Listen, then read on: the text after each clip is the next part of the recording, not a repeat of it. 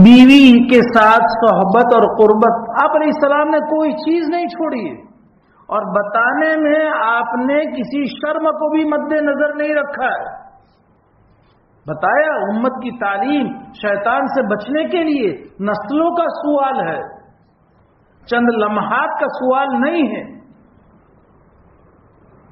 کہ جب انسان اپنی بیوی سے صحبت کرے۔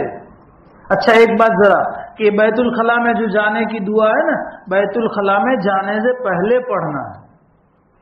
مسجدوں میں ہیں، اجتماع گاہوں میں ہیں، یا جہاں اس کے مخصوص ایریے بنے ہوئے ہیں جیسے حرمین شریفین میں، تو اس ایریے میں جانے سے پہلے اس دعا کو پڑھ لینا ہے۔ جیسے یہاں ہے تو اب یہ اس کا ایک ایریا ہے، اس ایریے کے بعد اگر پہلا نہیں ملا، دوسرا نہیں ملا، تیسرا ملا، تو ہم وہاں جا کر کے اندر داخل ہونے سے پہلے نہیں پڑھیں گے۔ یہاں جو ایریا ہے بیت الخلا کا، اس بیت الخلا کے ایریے میں داخل ہونے، یعنی اندر انٹر ہونے سے پہلے، اندر داخل ہونے سے پہلے یہ دعا پڑھ لیں گے۔ حرمین شریفین میں ایریے ہیں اس کے مستقل، تو اس میں داخل ہونے سے پہلے، اجتماع گاہ میں ایریے ہے تو اس ایریے میں، اس جگہ میں داخل ہونے سے پہلے یہ دعا پڑھ لیں گے۔ اور اگر بھول گیا ہے تو پھر یاد آنے پر دل ہی دل میں زبان ہلائے بغیر پڑھ لے تو انشاءاللہ وہ اس کے فائدے سے محروم نہ رہے گا، لیکن زبان نہیں ہلانا ہے۔ اب ٹھیک اسی طریقے سے بیوی سے صحبت کرتے وقت کپڑا کھولنے سے پہلے یہ دعا پڑھ لے، بسم اللہ اللہم جنبنا الشیطان وجنب الشیطان ما رزقتنا۔ اور یہ بھی کپڑا کھولنے سے پہلے، سطر کھولنے سے پہلے دعا پڑھنا ہے، اے اللہ تو ہماری حفاظت فرما شیطان سے، جنبنا الشیطان۔ اور اس صحبت کی برکت میں جو اولاد ہمارے لیے مقدر ہو، اس اولاد کی بھی شیطان سے حفاظت فرما، وَجَنِّبِ الشَّيْطَانَ مَا رَزَقْتَنَا، یہ دعا ہے۔ اور جب مادہ نکلے، جس کو عربی میں انزال منی کہا جاتا ہے، خروج منی، اس وقت پھر دل ہی دل میں یہ دعا بھی پڑھنا ہے، اللہم لا تجعل للشیطان فیما رزقتنی نصیبا۔ اے اللہ اس صحبت کے نتیجے میں جو تو مجھے اولاد مقدر فرما دے اس میں شیطان کا کوئی بھی حصہ نہ رکھیو۔ روایت میں آتا ہے نبی اکرم صلی اللہ علیہ وسلم نے فرمایا کہ اگر اس صحبت کے نتیجے میں اولاد مقدر ہوئی تو یہ اولاد شیطان کے شر سے محفوظ،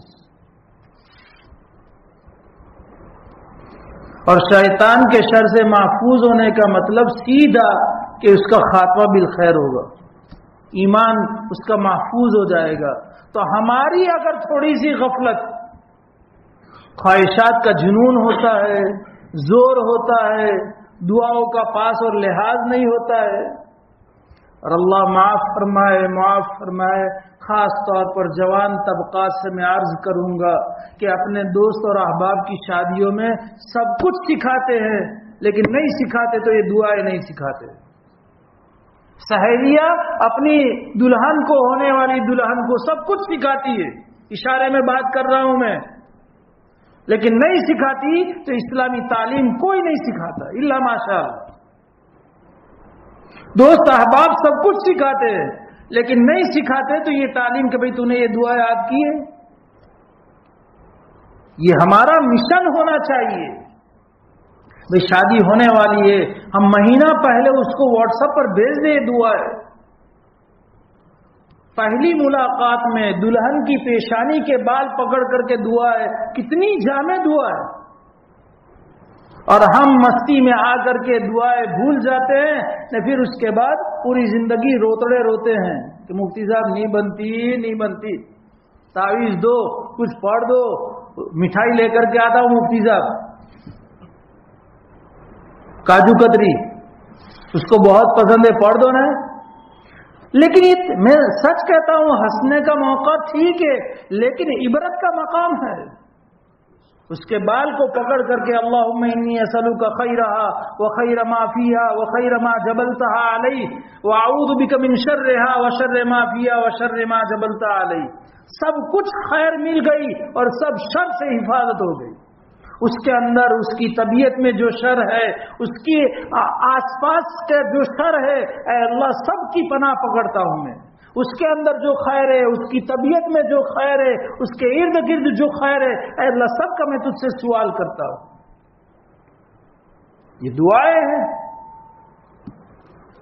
تو یہ حدیث میں آیا کہ شیطان اگر اولاد مقدر ہوئی، میں نے کہا نا کہ یہ چند لمحات کا مسئلہ نہیں ہے، یہ نسلوں کا مسئلہ ہے.